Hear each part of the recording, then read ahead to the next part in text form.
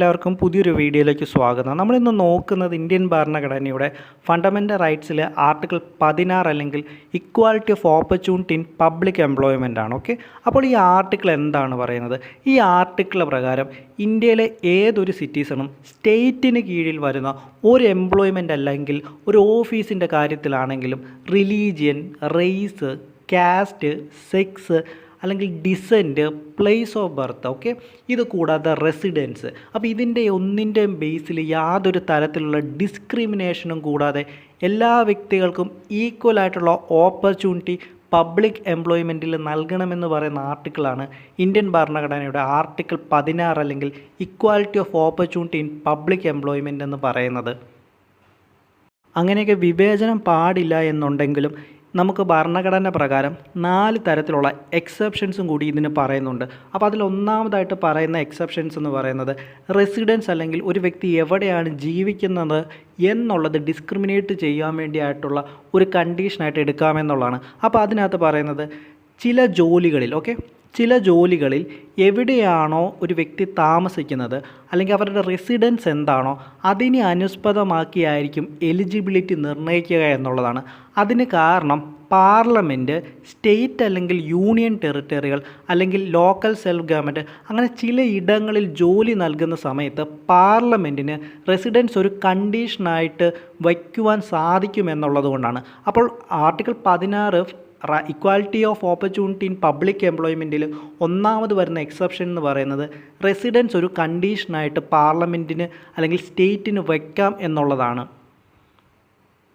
പിന്നീട് രണ്ടാമതായിട്ട് പറയുന്ന എക്സെപ്ഷൻ എന്ന് പറയുന്നത് സ്റ്റേറ്റ് സർവീസുകളിലേക്ക് അഡീക്വേറ്റ് ആയിട്ടുള്ള റെപ്രസെൻറ്റേഷനുകൾ ഇല്ലാത്ത ബാക്ക്വേർഡ് ക്ലാസ്സുകൾ ഉണ്ടെങ്കിൽ അങ്ങനെയുള്ള ക്ലാസ്സുകളിൽ നിന്നുമുള്ള വ്യക്തികൾക്ക് അപ്പോയിൻമെൻ്റ് അല്ലെ പോസ്റ്റിൻ്റെ സമയത്ത് റിസർവേഷൻ വയ്ക്കുവാനുള്ള അധികാരം സ്റ്റേറ്റിനുണ്ടായിരിക്കുമെന്നാണ് രണ്ടാമതായിട്ടുള്ള എക്സെപ്ഷനോട് പറയുന്നത്. അതായത് സ്റ്റേറ്റ് സർവീസുകളിൽ അഡ്യൂക്കേറ്റ് ആയിട്ടുള്ള റെപ്രസെൻറ്റേഷൻ ഇല്ലാത്ത ബാക്ക്വേർഡ് ക്ലാസ്സുകൾ ഉണ്ടെങ്കിൽ അവർക്ക് പല അപ്പോയിൻമെൻറ്റുകളിലേക്കും അല്ലെങ്കിൽ പല പോസ്റ്റുകളിലേക്കും നിയമനം നടക്കുന്ന സമയത്ത് അവർക്ക് റിസർവേഷൻ വെക്കുവാനായിട്ട് സ്റ്റേറ്റിന് അധികാരമുണ്ടായിരിക്കുമെന്നാണ് രണ്ടാമത്തെ എക്സെപ്ഷനിലൂടെ പറയുന്നത്.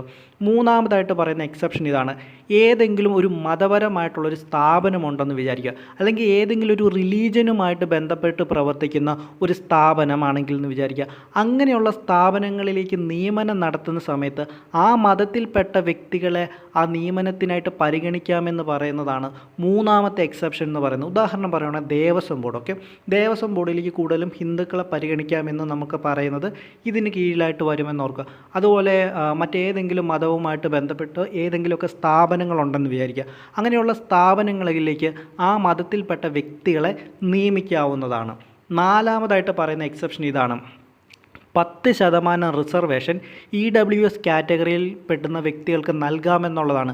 അപ്പോൾ ഈ ഒരു റിസർവേഷൻ എന്ന് പറയുന്നത് നിലവിൽ നൽകുന്ന റിസർവേഷൻ ഉണ്ടല്ലോ, നമ്മുടെ OBCക്കും SC/STക്കും നൽകുന്ന റിസർവേഷൻ ഉണ്ട്. ഓക്കെ, ഈ റിസർവേഷന് പുറത്ത് നിന്നുകൊണ്ടായിരിക്കണം നിലവിൽ നമ്മുടെ OBCക്കും SC/STക്കും നൽകുന്ന റിസർവേഷന് പുറത്ത് നിന്നുകൊണ്ടായിരിക്കണം ഈ 10% റിസർവേഷൻ നൽകേണ്ടത് എന്നുമാണ് പറയുന്നത്. ഇതാണ് നാലാമത്തെ എക്സെപ്ഷൻ എന്ന് പറയുന്നത്. അപ്പോൾ ഇത് നമ്മൾ പഠിച്ചിരിക്കേണ്ട സമയത്ത് നമ്മൾ വളരെ ഇമ്പോർട്ടൻ്റ് ആയിട്ട് പഠിക്കേണ്ട ഒരു കമ്മീഷനുണ്ട്. അതാണ് മണ്ഡൽ കമ്മീഷൻ എന്ന് പറയുന്നത്. മണ്ഡൽ കമ്മീഷൻ എന്ന് പറയുന്നത് 1979 മൊറാർജി ദേശായിയുടെ ഗവൺമെൻറ്റാണ് ഒരു second type of backward class കമ്മീഷനെ BP മണ്ഡൽ ചെയർമാനായിട്ടുള്ള അധ്യക്ഷതയിൽ നിയമിക്കുന്നത്. അപ്പോൾ ഇത് പറഞ്ഞു വെക്കുന്നത് സോഷ്യലി, എഡ്യൂക്കേഷനലി ബാക്ക്വേർഡ് ആയിട്ടുള്ള ക്ലാസ്സുകളുടെ കണ്ടീഷൻസിനെ കുറിച്ച് പഠിക്കാനും അവരുടെ അഡ്വാൻസ്മെൻറ്റിന് വേണ്ടിയുള്ള മെഷേഴ്സ് സജസ്റ്റ് ചെയ്യാൻ വേണ്ടിയുമായിട്ടാണ് ഈ ഒരു കമ്മീഷൻ രൂപീകരിക്കുന്നത്. അതായത് വിദ്യാഭ്യാസപരമായിട്ടും സാമൂഹികപരവുമായിട്ട് പിന്നോക്കം നിൽക്കുന്ന ബാക്ക്വേർഡ് ക്ലാസ്സസിനെ കുറിച്ച് ഐഡൻറ്റിഫൈ ചെയ്യുവാനും അവരുടെ കണ്ടീഷൻസിനെ കുറിച്ച് പഠിക്കുവാനും അവരുടെ കണ്ടീഷൻസ് ബെറ്റർ ആക്കുവാനുള്ള മെഷർമെൻറ്റ് സജസ്റ്റ് ചെയ്യാൻ വേണ്ടിയാണ് നമ്മുടെ മണ്ഡൽ കമ്മീഷനെ അപ്പോയിൻമെൻറ്റ് ചെയ്യുന്നത്. അങ്ങനെ ഇതിൻ്റെ ഫലമായിട്ട് മണ്ഡൽ കമ്മീഷൻ അതിൻ്റെ റിപ്പോർട്ട് 1980 സബ്മിറ്റ് ചെയ്യുകയും ഇന്ത്യയിൽ ഏകദേശം 3743 കാസ്റ്റുകളിൽ പെടുന്ന വ്യക്തികൾ സോഷ്യലി ആൻഡ് എഡ്യൂക്കേഷണലി ബാക്ക്വേർഡ് ആണെന്ന് കണ്ടെത്തുകയും ചെയ്തു. അതായത് ഇന്ത്യയിൽ മണ്ഡൽ കമ്മീഷൻ്റെ റിപ്പോർട്ട് പ്രകാരം 1980 ഈ റിപ്പോർട്ട് സബ്മിറ്റ് ചെയ്യുന്നു. ഓക്കെ, അങ്ങനെ ഈ സബ്മിറ്റ് ചെയ്യുന്ന അങ്ങനെ ഈ സബ്മിറ്റ് ചെയ്യുന്ന ഈ റിപ്പോർട്ട് പ്രകാരം ഇന്ത്യയിൽ നിലവിലുള്ള കാസ്റ്റുകളിൽ ഏകദേശം 3743 കാസ്റ്റുകളിൽ പെടുന്ന വ്യക്തികൾ സാമൂഹികപരവും വിദ്യാഭ്യാസപരവുമായിട്ട് പിന്നോക്കം നിൽക്കുകയാണെന്ന് മണ്ഡൽ കമ്മീഷൻ കണ്ടെത്തുകയുണ്ടായി. അന്നത്തെ ടോട്ടൽ പോപ്പുലേഷനിൽ നിന്നും SCനെയും STനെയും മാറ്റി നിർത്തിയാൽ തന്നെ ഇന്ത്യൻ ജനസംഖ്യയുടെ ഏകദേശം 52% ഈ ബാക്ക്വേർഡ് ക്ലാസ്സുകളിൽ പെടുന്ന ജനങ്ങളുടെ പോപ്പുലേഷൻ എന്ന് പറയുന്നത്. അപ്പോൾ ഇത്രയും വലിയൊരു ജനവിഭാഗം ആയിരുന്നിട്ടുള്ളത് കൊണ്ട് തന്നെ ഗവൺമെൻറ് ജോലികളിലേക്ക് ഈ കാറ്റഗറിയിൽ പെടുന്ന വ്യക്തികൾക്ക് 27% റിസർവേഷൻ വേണമെന്ന് മണ്ഡൽ കമ്മീഷൻ ഗവൺമെൻറ്റിനോട് റെക്കമെൻഡ് ചെയ്തു. അങ്ങനെ SC ST OBC എല്ലാവരും ചേർന്നുള്ള റിസർവേഷൻ 50% കൂടുവാൻ പാടില്ല എന്നുള്ള ഒരു കാര്യം കൂടെ പറഞ്ഞു വെക്കുന്നുണ്ട്. പിന്നീട് ഏകദേശം 10 വർഷങ്ങൾക്ക് ശേഷം 1990കളിൽ VP ഗവൺമെൻറ് അധികാരത്തിൽ വരുന്ന സമയത്താണ് ഈ ഒരു റിസർവേഷൻ OBCക്ക് യഥാർത്ഥത്തിൽ ലഭിച്ചു കിട്ടുന്നത്. പിന്നീട് 1991 ആകുന്നതോടുകൂടി നരസിംഹറാവു ഗവൺമെൻറ് അധികാരത്തിൽ വരികയും ഇതിന് 2 മാറ്റങ്ങൾ കൊണ്ടുവരികയും ചെയ്യും. അതിൽ ഒന്നാമതായിട്ട് കൊണ്ടുവന്ന മാറ്റം എന്ന് പറയുന്നത് OBCയിൽപ്പെട്ട വ്യക്തികൾക്ക് തന്നെ, അതിൽ പാവപ്പെട്ട വ്യക്തികൾക്ക് ഫസ്റ്റ് പ്രിഫറൻസ് കൊടുത്തുകൊണ്ടുള്ളതായിരുന്നു ഒന്നാമത്തെ മാറ്റം എന്ന് പറയുന്നത്. അതായത് റിസർവേഷൻ ഗ്രാൻഡ് ചെയ്യുന്നതിന് എക്കണോമിക് ക്രൈറ്റീരിയ ആഡ് ചെയ്യപ്പെട്ടു. അതായത് ഒരു വ്യക്തിയുടെ സാമ്പത്തികം ഈ പറയുന്നത് പോലെ റിസർവേഷൻ നൽകുന്നതിനുള്ളൊരു ക്രൈറ്റീരിയ OBCക്ക് ഉള്ളിൽ നിന്നുകൊണ്ട് തന്നെ ആഡ് ചെയ്യപ്പെട്ടു. ഒന്നാമത് വരുന്ന മാറ്റം എന്ന് പറയുന്നത്. രണ്ടാമത് വരുന്ന മാറ്റം എന്ന് പറയുന്നത് നിലവിലുള്ള സ്കീമുകളിൽ ഒന്നുമില്ലാത്ത സാമ്പത്തികമായിട്ട് പുറകോട്ട് നിൽക്കുന്ന, അതായത് SCയിലും STയിലും OBCയിലും ഉൾപ്പെടാത്ത മറ്റ് ജനറൽ കാറ്റഗറി ഉണ്ടല്ലോ, അങ്ങനെയുള്ള കാറ്റഗറിയിൽ സാമ്പത്തികമായിട്ട് പിന്നോട്ട് നിൽക്കുന്ന വ്യക്തികൾക്ക് ഒരു 10% റിസർവേഷൻ ആഡ് ചെയ്യപ്പെട്ടു. ഓക്കെ, എന്നാൽ ഈ ഒരു ക്ലോസ് ആഡ് ചെയ്യുന്നതിനോട് പ്രകാരം അങ്ങനെ ഈ ഒരു പ്രൊവിഷൻ വന്നതിന് പിന്നാലെ വളരെ പ്രശസ്തമായിട്ടുള്ളൊരു കേസ് ഇന്ത്യയിൽ വരുന്നുണ്ട്. ആ കേസാണ് മണ്ഡൽ കേസ് എന്ന് പറയുന്നത്. അങ്ങനെ ആർട്ടിക്കിൾ 16 സബ് ക്ലോസ് 4ൻ്റെ സ്കോപ്പും വാലിഡിറ്റിയും ചെക്ക് ചെയ്യുന്നതിനായിട്ട് സുപ്രീം കോടതിയിൽ ഈ കേസ് വരികയും സുപ്രീം കോടതി എക്കണോമിക്കലി വീക്കർ സെക്ഷന് 10% ജോലിക്ക് റിസർവേഷൻ നൽകുന്നതിനെ റിജക്റ്റ് ചെയ്യും. ഓക്കെ, അതിനെ സുപ്രീം കോടതി എടുത്ത് കളയുന്നു. ഓക്കെ, സുപ്രീം കോടതി ആ 10% EWS, നമ്മൾ ഇന്ന് പറയുന്ന EWSൻ്റെ അന്ന് നരസിംഹറാവു ഗവൺമെൻറ് കൊണ്ടുവന്ന ആ ഒരു റെക്കമെൻഡേഷൻ സുപ്രീം കോടതി അന്ന് എടുത്ത് കളയുന്നു. Okay, Mandal case വരുന്നതോടുകൂടി.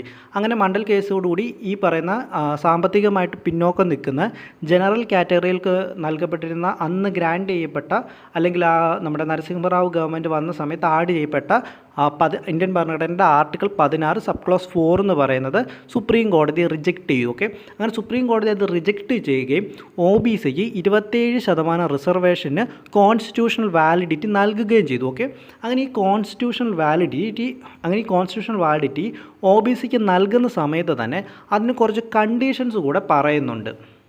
അപ്പോൾ എന്തൊക്കെയാണ് ആ കണ്ടീഷൻസ് എന്ന് പറയുന്നത്?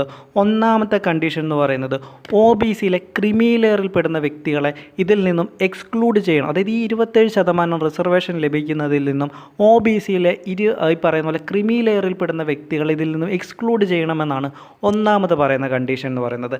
രണ്ടാമത്തെ കണ്ടീഷൻ ഇതാണ്: ഒരു വ്യക്തി ജോലിക്ക് അപേക്ഷിക്കുന്ന സമയത്ത്, അല്ല അതിൻ്റെ അപ്പോയിൻമെൻറ്റ് നടക്കുന്ന സമയത്ത് മാത്രമേ ഈ റിസർവേഷൻ സാധ്യമാവുകയുള്ളൂ. പ്രൊമോഷന് വേണ്ടി ഈ റിസർവേഷൻ ഉപയോഗിക്കാൻ പാടില്ല എന്നുള്ളതാണ് രണ്ടാമത് പറയുന്ന കണ്ടീഷൻ എന്ന് പറയുന്നത്.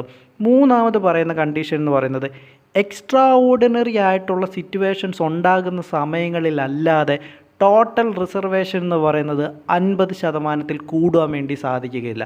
അതായത് മൊത്തം റിസർവേഷൻ എന്ന് പറയുന്നത് 50% മാത്രമായിരിക്കണം, അൺലെസ് ഒരു എക്സ്ട്രാ ഓർഡിനറി ആയിട്ടുള്ളൊരു സിറ്റുവേഷൻ ഉണ്ടാവുകയാണ്. അങ്ങനെ ഒരു സിറ്റുവേഷൻ ഉണ്ടാകുന്ന സാഹചര്യങ്ങളിൽ മാത്രമേ റിസർവേഷൻ എന്ന് പറയുന്നത് 50% മുകളിലാകാൻ പാടുള്ളൂ. പിന്നെ അടുത്തതായിട്ട് പറയുന്നത് അൺഫിൽഡ് ആയിട്ടുള്ള പൊസിഷൻസ് ക്യാരി ഫോർവേഡ് ചെയ്യാനുള്ള വാലിഡിറ്റി ഉണ്ടെന്ന് പറഞ്ഞു. എന്നാൽ ഇത് ക്യാരി ഫോർവേഡ് ചെയ്യുന്ന സമയത്ത് ടോട്ടൽ റിസർവേഷൻ എന്ന് പറയുന്നത് 50% കൂടുവാൻ വേണ്ടി പാടില്ല എന്ന് പറയുന്നു. അടുത്തായിട്ട് പറയുന്ന കണ്ടീഷൻ എന്താണ്? അൺഫിൽഡ് ആയിട്ടുള്ള പൊസിഷൻസ് ക്യാരി ഫോർവേഡ് ചെയ്യാനുള്ള വാലിഡിറ്റി നൽകുന്നു. എന്നാൽ ഈ വാലിഡിറ്റി നൽകുന്ന കൂടെ തന്നെ ടോട്ടൽ റിസർവേഷൻ എന്ന് പറയുന്നത് 50% കൂടുവാൻ പാടില്ല എന്നുള്ള കാര്യം കൂടെ പറഞ്ഞു വെക്കുന്നു. അടുത്തതായിട്ട് പറയുന്നത് ഓവർ ഇൻക്ലൂഷനും അണ്ടർ ഇൻക്ലൂഷനും പോലെയുള്ള കാര്യങ്ങളിൽ പരാതി എക്സാമിൻ ചെയ്യുവാനായിട്ട് ഒരു പെർമനൻ്റ് ആയിട്ടുള്ള സ്റ്റാറ്റ്യൂട്ടറി ബോഡീനെ നിയമിക്കണം ചെയ്യണമെന്ന് പറഞ്ഞു. അങ്ങനെ ഈ പറഞ്ഞ സുപ്രീം കോടതിയുടെ റൂളിങ്സ് അനുസരിച്ച് ഗവൺമെൻറ് കുറച്ച് തീരുമാനങ്ങൾ എടുക്കുന്നുണ്ട്. OBCയിൽ ക്രിമി ലെയർ ഐഡൻറ്റിഫൈ ചെയ്യുവാനായിട്ട് രാംനന്ദൻ കമ്മിറ്റി എന്ന് പറയുന്നൊരു കമ്മിറ്റീനെ അപ്പോയിൻറ്റ് ചെയ്തു. അങ്ങനെ അവർ 1993 റിപ്പോർട്ട് സബ്മിറ്റ് ചെയ്യുകയും ചെയ്തു. ഇത് കൂടാതെ 1993 ഒരു ആക്ടിലൂടെ national commission for backward class നിലവിൽ വന്നു.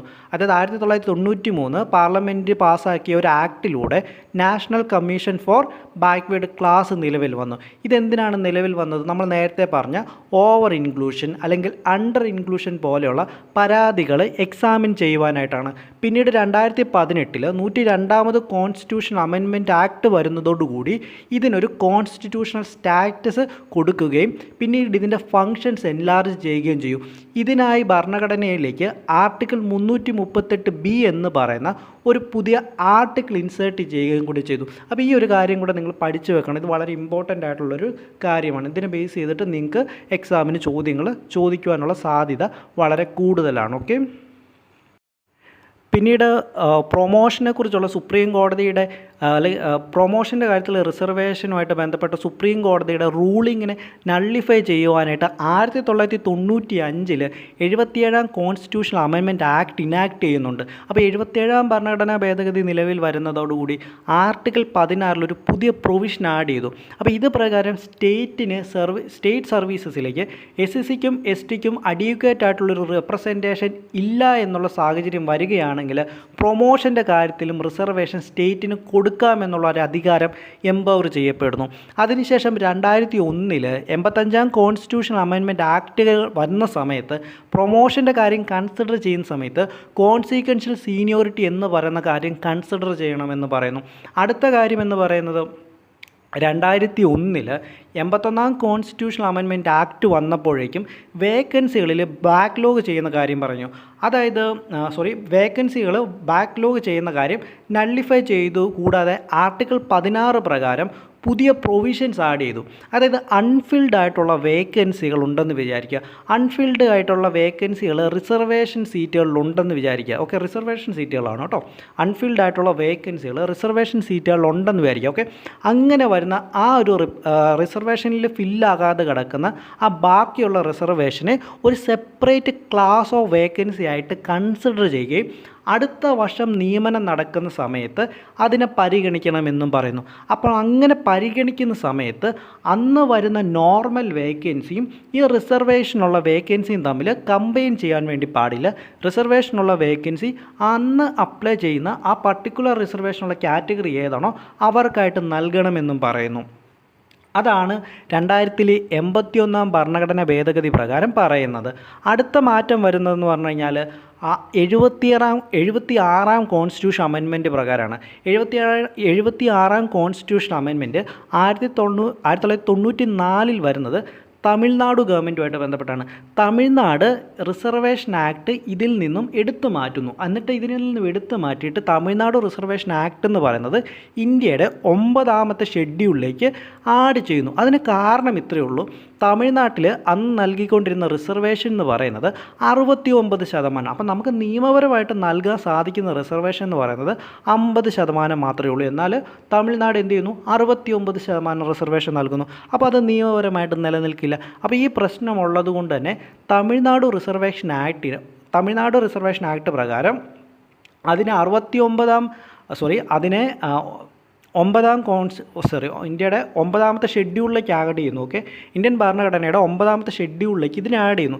എന്തുകൊണ്ടാണ് 9ാമത്തെ ഷെഡ്യൂളിലേക്ക് ഇതിനെ ആഡ് ചെയ്യുന്നത്? കാരണം ഇന്ത്യൻ ഭരണഘടനയുടെ 9ാമത്തെ ഷെഡ്യൂൾ എന്ന് പറയുന്നത് കോടതികൾക്ക് ജുഡീഷ്യൽ റിവ്യൂ ചെയ്യാൻ വേണ്ടി അധികാരമില്ല. കോർട്ടുകൾക്ക് ഇത് ചലഞ്ച് ചെയ്യുവാനായിട്ട് സാധ്യമല്ല. ഇന്ത്യൻ ഭരണഘടനയുടെ ഷെഡ്യൂൾഡ് 9ലുള്ള കാര്യങ്ങൾക്ക് കോർട്ടിന് ഇത് ചലഞ്ച് ചെയ്യാൻ വേണ്ടി സാധ്യമല്ലാത്തത് കൊണ്ടാണ് തമിഴ്നാട് ഗവൺമെൻറ് കൊടുക്കുന്ന 69% റിസർവേഷനെ 9ാമത്തെ ഷെഡ്യൂളിലേക്ക് ആഡ് ചെയ്യുന്നത്. കാരണം 9ാമത്തെ ഷെഡ്യൂളിലേക്ക് ആഡ് ചെയ്തപ്പെട്ട് കഴിഞ്ഞാൽ പിന്നീട് നമ്മുടെ കോടതികൾക്ക് അതിനെ ചലഞ്ച് ചെയ്യുവാനായിട്ട് സാധ്യമല്ല. ഓക്കെ, തമിഴ്നാട്ടിൽ മാത്രം 69% റിസർവേഷൻ ഉണ്ടെന്നുള്ളത് മനസ്സിലാക്കിയിരിക്കുക. അത് നിയമപരമായിട്ട് തമിഴ്നാട്ടിന് അംഗീകരിച്ചു കൊടുത്തത് ഇന്ത്യൻ ഭരണഘടനയുടെ ഇന്ത്യൻ ഭരണഘടനയുടെ 76ാം കോൺസ്റ്റിറ്റ്യൂഷൻ അമെൻമെൻറ്റ് 1994 കാര്യം ഓർത്ത് വെക്കുക. എനിക്ക് നല്ല രീതിക്കുള്ള ശ്വാസമുട്ടലുണ്ട്. അതുകൊണ്ട് തന്നെ വീഡിയോയിൽ എനിക്ക് പ്രോപ്പറായിട്ട് സംസാരിക്കാൻ പറ്റാതെ വരുന്നതുകൊണ്ടാണ് ഇടയ്ക്ക് എന്തെങ്കിലുമൊക്കെ പ്രോബ്ലംസ് വരുന്നത് കേട്ടോ. അത് നിങ്ങൾ എൻ്റെ അടുത്ത് ക്ഷമിക്കുക. ഓക്കെ. ഇതുകൂടാതെ നിങ്ങൾ ഓർത്തിരിക്കേണ്ട ചെറിയൊരു പോയിൻ്റ് ഉണ്ട്. ഇന്ത്യയിൽ ആദ്യമായിട്ടൊരു ബാക്ക്വേർഡ് കമ്മീഷൻ അപ്പോയിൻറ്റ് ചെയ്യുന്നത് 1955 കേൽക്കർ കമ്മിറ്റീനാണ് കേട്ടോ. കേൽക്കർ കമ്മിറ്റിയാണ് ഇന്ത്യയിൽ ആദ്യമായിട്ടൊരു ബാക്ക്വേർഡ് ക്ലാസ് കമ്മീഷനായിട്ട് അപ്പോയിൻറ്റ് ചെയ്യുന്നത്. ഇപ്പോൾ ഇതുകൂടാതെ നിങ്ങളതൊക്കെ ചെറിയൊരു കാര്യം കൂടെ ഓർത്ത് വെക്കാം. EWSന് നമ്മുടെ റിസർവേഷൻ നൽകുന്നത് 2019 103ാം കോൺസ്റ്റിറ്റ്യൂഷൻ അമെൻമെൻറ്റ് ആക്ട് പ്രകാരമാണ്. ഓക്കെ. ഇതിലെ പ്രൊവിഷൻസ്, അതായത് ഇതിൻ്റെ ക്രൈറ്റീരിയാസ് ഒക്കെ നമ്മൾ കഴിഞ്ഞ ക്ലാസ്സിൽ നമ്മൾ ഡീറ്റെയിൽ ആയിട്ട് പറഞ്ഞിട്ടുണ്ടായിരുന്നു. ഓക്കെ. അപ്പോൾ ഇത് പ്രകാരം ഗവൺമെൻറ് ഓഫ് ഇന്ത്യയുടെ സിവിൽ പോസ്റ്റുകളിലേക്കും സർവീസുകളിലേക്കും EWS കാറ്റഗറിയിൽ പെടുന്ന വ്യക്തികൾക്ക് 10% റിസർവേഷൻ നൽകുന്നു. ഓക്കെ. ക്രൈറ്റീരിയ നമ്മൾ നേരത്തെ കഴിഞ്ഞ ക്ലാസ്സിൽ പറഞ്ഞിട്ടുണ്ട്. ഓക്കെ. ഇതിൽ ചില മാറ്റങ്ങളുള്ളത് എന്താണെന്ന് വെച്ച് കഴിഞ്ഞാൽ സയൻറ്റിഫിക്കൽ ആൻഡ് ടെക്നിക്കൽ പോസ്റ്റിലേക്ക് വരുന്നവർക്കാണ്. ഓക്കെ. അപ്പോൾ ഇവർക്ക് കൊടുക്കുന്ന പോസ്റ്റുകൾ അനുസരിച്ച് എപ്പോഴും ഗ്രൂപ്പ് എ സർവീസുകൾക്ക് കൺസിഡർ ചെയ്യുന്ന സമയത്ത് ലോവർ ഗ്രേഡിന് മുകളിലുള്ള പോസ്റ്റുകൾ ആകണം എന്നൊരു ക്രൈറ്റീരിയ ഉണ്ട്. ഓക്കെ. കൂടാതെ ഇവരെ സയൻറ്റിഫിക് ആൻഡ് ടെക്നിക്കൽ എന്ന് ക്ലാസിഫൈ ചെയ്തിട്ടുണ്ടായിരിക്കുകയും വേണം. അപ്പോൾ ഈ ഒരു കാര്യം കൂടെ ഒന്ന് ഓർത്ത് വെക്കാം. അപ്പോൾ ഇത്രയും കാര്യങ്ങളേ ഉള്ളൂ നമുക്ക് ഇന്ത്യൻ ഭരണഘടനയുടെ ആർട്ടിക്കിൾ 16 പഠിക്കുവാൻ വേണ്ടി. ഓക്കെ. അപ്പോൾ ഞാൻ പറയുന്നത് പോലെ എല്ലാവരും നന്നായിട്ട് പഠിക്കുക കേട്ടോ. എനിക്ക് നല്ല രീതിക്കുള്ള ശ്വാസം മുട്ടലുണ്ട്. ഓക്കെ. അപ്പോൾ അതുകൊണ്ട് തന്നെ എനിക്കറിയാം ഞാൻ ആഗ്രഹിക്കുന്നത് പോലെ അത്ര പെർഫെക്റ്റ് ആയിട്ടൊന്നുമില്ല. ഓക്കെ. എങ്കിൽ നിങ്ങൾ വീഡിയോയ്ക്കുള്ള പോരായ്മകളുണ്ടെങ്കിൽ പോരായ്മകൾ തീർച്ചയായിട്ടും കമൻറ്റ് ചെയ്യുക. അതുപോലെ തന്നെ എന്തെങ്കിലും നല്ലതായിട്ട് തോന്നുന്നുണ്ടെങ്കിൽ നല്ലതായിട്ടും കമൻറ്റ് ചെയ്യുക. മാക്സിമം നിങ്ങൾ വീഡിയോ മുഴുവനായിട്ട് കാണാൻ ശ്രമിക്കുക. അതേ വീഡിയോ അവസാനമാണ് പറയുന്നത്. നിങ്ങൾ വീഡിയോ മുഴുവനായിട്ടും കണ്ടിട്ടുള്ളതെന്നുള്ള പ്രതീക്ഷയിൽ. ഓക്കെ. അപ്പോൾ അതുപോലെ നിങ്ങൾക്ക് സജഷൻസ് ഉണ്ടെങ്കിലും പോസിറ്റീവ്സും നെഗറ്റീവും ഒക്കെ നിങ്ങൾ കമൻറ്റ് ചെയ്യുക കേട്ടോ. ഓക്കെ. താങ്ക്